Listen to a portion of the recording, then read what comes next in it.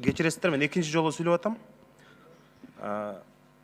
Урматтуу Улукбек Тойчубаевич, сиз өткөндө биз менен чогуу алай айрымына барганда жанагы зордук зомбулукка кабылган балдар.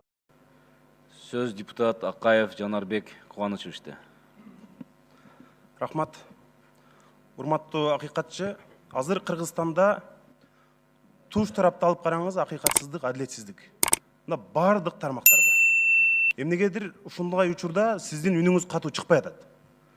Сиз накта карапайым элдин кызыкчылыгын көздөгөн акыйкатчы болушуңуз керек эле. Бирок сиз бийликчил акыйкатчы болуп атасыз. Канчалаган адам укугу, мына Кыргызстанда азыр күч органдарына, прокуратура, сот, МВД, бүт бардык күч органдарына болгон элдин ишеними өтө төмөн.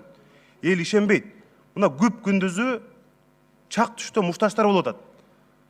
Кайра камалгандардын баары чыгып кетет. Адилеттик издегендер эч жактан мындай өздөрүнүн укугун коргой албай атат. Керек болсо жөнөкөй карапайым адамдарды айтпай эле коет. Саясатчылар укугун коргой атат. Зам министрлер, керек болсо өкмөт башчылар өздөрүнүн укугун коргой атат. Биз Кыргызстанда азыр ушундай шартта жашап атабыз. Дал ушул мына сиздер отурган күч органдарынын жетекчилери бийликке болгон ишенимди, элдин ишенимин силер кетирип атасыңар. Мына ошол эле кече Баткенде чыкты деп атабыз. Министрдин орун басары Курсан Асановду мына ички тирештин, ички интриганын айынан кызматтан алып, азыр эч нерсе таба албай ора болуп атасыңар. Кечегинде Баткенде ошондой генералдар бизге керек эле мисалы. Премьер-министрлер мына ооруп атат, ооруканага чыга албай атат. Мурдагы премьер-министрлер түрмөдө. Алардын укугун коргоп, сиз коомчулукка коңгуроо кагып турушуңуз керек. Токомолбекович дайыма. Мына Жалал Абадка барып караңыз. Иштанберди, башка Алабукадагы кендерди. Бүт биздин кыргыз жарандарыбыз Москва, Россиялап, Казакстанда туалет жууп жүрүшөт. Ошол жерде иштеген биздин өзүбүздүн жарандар Алабукада, Иштанберди, башка кендерде жаткан шарттарын карагыла. Адам мындай ыйлай турган абалда да. Ошол эле Кытай жарандары ошол жерде келип, алардын шарты биздикине караганда 10 эсе жакшы. Ошондой шартта жашап атышат. Бизде болсо мындай көбүрөөк мындай майда чүйдө маселеге, эми адам укугунда майда чүйдө маселе болбойт албетте. Бирок ошондой маселелерде баяндамада жазылып калып атат да. Мына Убакыт 10 секунд. Ички иштер министринин кече Баткенде чек арадагы айылдык кеңешинин депутаттары проблеманы айтып чыкса, аларды суракка чакырып атасыңар. Ошолор туура айткан экен да, 2 күн мурун коңгуроо какты алдын алыш керек болчу да. Силер аны МВД суракка чакырып атат мисалы. Бизде бүт туш тарабының ушундай бир адилетсиздик. Рахмат. Жиңтип алыңыз, Жанар Кубаныч, 10 секунд жиңтип алыңыз.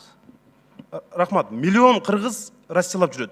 Бир өкүлүңүздү Токомолбек жөнөтүп коюңузчу ошол жака. Бир штат берип, миграция кызматы менен бирге ошол жерде иштесин. Көп адам айлыктарын ала албай атат, кыйналып атат, укугун коргой албайт. Полицияда көп адам жатат, акыйкатсыз түрмөдө жаткандар көп.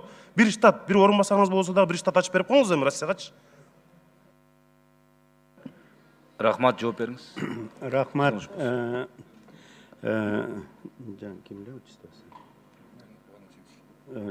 Жанарбек Кубанычевич, сиз көтөргөн маселе өзгөчө мигранттар боюнча туура айттыңыз.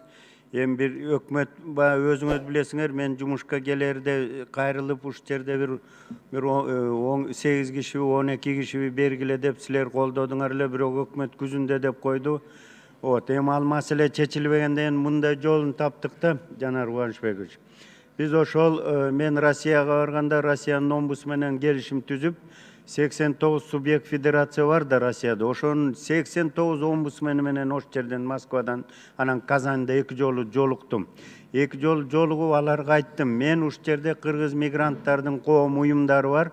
Ошонун жетекчилерин коомдук эмеде негизде советник кылып, помощник кылып, ошолорду начальник миграция служба, губернатор силер кабыл алып жардам бергиле деп, мына бүгүн ошол ишти жаңыдан уюштуруп, жаңы иш башталды. Эми жанагы сиз айтып кеткен ооруп аткан мурдагы азыр сот тест боюнча өтүп аткандар боюнча ал өзүм барып сотко да катыштым. Өзлөрү менен 4-5 жолудан абактан да жолугуп келдим. Алардын арыз мунун уктум. Алардын баарын жазып алып, тиешелүү мындайча айтканда кагаздарымды, үнүмдү ошол жогорку сотко, ген прокуратурага баарын жибердим. Бирок баары чечилген жок. Айрым нерселер баягы кароосуз калып атат. Мына аякы сиз айтып аткан Исаков боюнча ошол эле мурдагы премьер-министр Жантөрө Сатыбалдиев анын адвокаты көтөрдү. Азыр Министерство здравоохранения кайрылдым. Ушул комиссия түзүп медицинский анын ден соолугун изилдеп бир карап тиешелүү бир жардам көргөзүп медицинский өткөрүп бергиле деп. Мындан тышкары эми бул 18-жылкы баяндама болгондон кийин мен кийин келип калдым. Ошон үчүн кийинки 19-жылы Жанар Кубанычбекович, биз богуреки азыркы эл кайрылып, туура өзүм деле байкап атам. Мурдагы жылдарга салыштырмалуу быйыл 19-жылы элден жөнөкөй карапайым элдин кайрылуусу мурдага караганда кескин түрдө мындай өсүп атат. Жана социалдык маселелер боюнча. Бир кыска так жооп бериңизчи. Ошолордун баарына эмки отчетто кирип сизге да баяндама беребиз. Рахмат, сөз кезеги депутат Акаев Жанарбек Кубанычевич. Сизде. Чоң рахмат. Кечиресиздер, мен экинчи жолу сүйлөп атам. Урматтуу Улукбек Тойчубаевич, сиз өткөндө биз менен чогуу алай эле барганда жанагы зордук зомбулукка кабылган балдар жөнүндө бир факт айттыңыз эле. Жанагы цифра, бир жылына канча кабылат? Ошону айтып каласызбы азыр? Бир жылда ушул жалпы Кыргызстан боюнча жана зомбулукка кабылган балдар. Жанарбек Кубанычбекович, биринчи жарым жылдык 2019 жылда 123 факт болду. Анын ичинен 76 физический, 33 сексуалдык, 14 психикалык. Былтыркы 6 ай боюнча салыштыра турган болсок 79 факт болгон. Анын ичинен 39 физикалык, 29 сексуалдык, 11 психикалык да. Чоң рахмат сизге. Урматтуу Токомботбекович, өткөндө мен министр менен иш сапарда ушул фактыны угуп алып, мындай бир үрөй учура турган факты да, төбө чачты тик тургуза турган. Баарыбыз азыр балдар, наристелердин камын көрүшүбүз керек.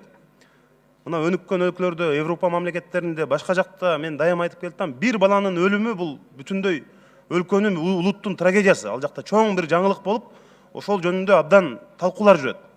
Бизде мына 33 бала сексуалдык, зордук зомбулукка кабылган, күч колдонулган, ушундай өспүрүмдөрүбүз, наристелерибиз ушундайга кабылат. Бул мына акыйкатчынын эң чоң жумуштарынын бири ушул болуш керек.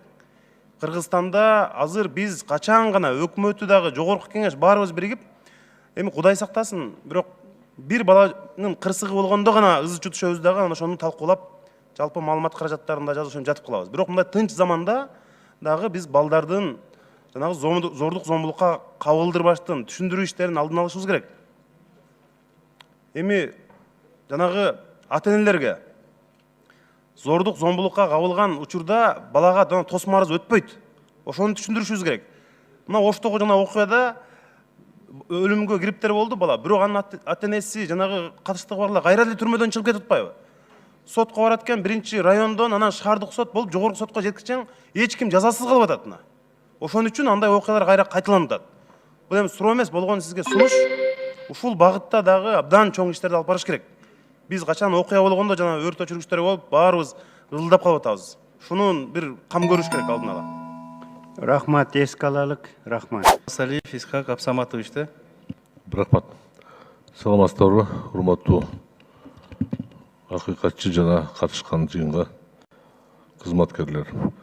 Мен жакында окудум, биз премьер-министр бизнес омбудсменди дайындап тур. Ал сизге атаандаш болуп чыгат ал.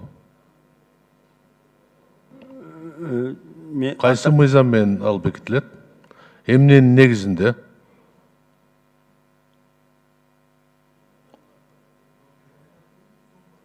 Жооп бериңиз. Саламатсызбы, Исхак Абсаматович. Бул жерде бизнес омбудсмен ал бизге мындай конкурент деле болбойт. У него инвестиции, экономические вопросы больше. Вот, права бизнесменов, права инвесторов. Ошол жагын карайт. Анан менин билишимче ал баягы атайын өкмөттүн токтому менен бекитилген. Проект финансируется международной организацией. Жок, биз кабыл алган мыйзам акыйкатчы омбудсмен жөнүндө бар. Ал эми бизнес омбудсмен боюнча бир да нормативдүү акт жок да. өкмөттүк токтом бар да. Ал өкмөт ыйгаралабы, ушундай укуктарды бере алабы? Же бизнесмендердин укугу бул адам укугуна кирбейби? Кирет да, сөзсүз түрдө. Ал дагы, но бизнес омбудсмен ал бирок специфичный да, ошон үчүн ошол институт кирилип атат болуш керек. Эми өкмөттүн өкүлү толук мага караганда толук жооп бере алат го. Жакшы болот эле, каяктан өкмөттүн өкүлү болсо жооп бериңиз. Исхак Абсаматович, Алтынай Сейитбековна жооп берем дейт. Уруксат Мен берсеңиз. жанагы кайсы документ негизинде түптөлдү деп, бул болсо өкмөттүн токтому менен секретариат түзүлгөн, бизнес омбудсмен киши шайланган. Эми ошол азыр уюштуруу иштери каралып атат. Ошол секретариатта ким иштейт, канча эки орун басары болот ал институттун. Анан каржылоосу болсо Европа биримдигинин негизинде 1,4 миллион доллар мен жаңылбасам, ошончо акча бөлүнүп атат ошол секретариатты каржылоо боюнча, бизнес омбудсмен институтту колдоо боюнча. Жок, силерде өкмөттө ушундай кызмат орду түзгөнгө укугуңар барбы жокпу? Омбудсмен аталган кызмат ордуну бекиткенде укугуңар барбы жокпу? Мыйзам чегинде бар болду. Мен сиздин сурооңузду түшүнүп атам. Кайсы мыйзам чегинде бар? Ушундай укугуңар айтып бергилечи мага. Структура правительства утверждает кто? Биз бекиткен структурада андай кызмат жок да. Эта структура, Исхак Абсаматович, не финансируется из бюджета. Это секретариат, который будет финансироваться Европейским банком. Анан экинчиден, бул жерде спорный момент. Сиз шашып атасыңар, өзүнчө эле жагып калды кызмат ордуну. Анда омбудсмен деп эле коргоочу деп койсоңор. Омбудсмен деген бизге бир гана кишиге тийиштүү сөз. Экинчи суроо. Ошол эле бизнес омбудсмен кет өлкөлүк жаранды койгоңор. Ал мен үчүн кызык болуп атат. Ал биздин ишкерлердин укугун кантип коргойт ал? Ал Кыргызстан алдында эч кандай милдети жок, карызы да жок. Кантип коргойт? Кимден коргойт?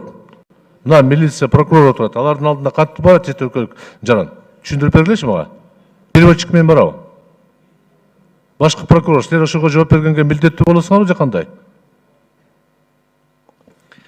Урматтуу Исхак Абсаматович, сиздин сурооңузга биринчи. Кандай ченемдик укуктук акт бар деп атпайсызбы? Менин билишимче, өкмөттүн токтому менен бизнес омбудсмен боюнча жобо бекитилген. Ошо жобонун негизинде азыр менин билишимче өкмөттө мыйзам долбоор иштелип жатат. Анда сизге тапшырма, башкы прокурор. Сиз карап чыгып, мыйзамга дал келеби ушундай? Сиздер айыл өкмөттөрдү мыйзамдан ашы чыгып атасыңар деп атасыңар. Бул жерде өкмөт ашы чыгып атат. Мен суроо бергеним, чет өлкөлүк жаранга башкы прокурор маалымат бергенге милдеттүү болуп атат да. Кандай карайсыңар аны? Же Финполиция, же АКС, же бирөө силер ошол киши. Эми ченемдик укуктук акттар боюнча, ошо бизнес омбудсмен боюнча запрет жок экен. Анан биякта деген суроо маселе деген баягы биздин ишкердик субъекттердин укугу жана кызыкчылыктар болуп атпайбы? Запрет жок.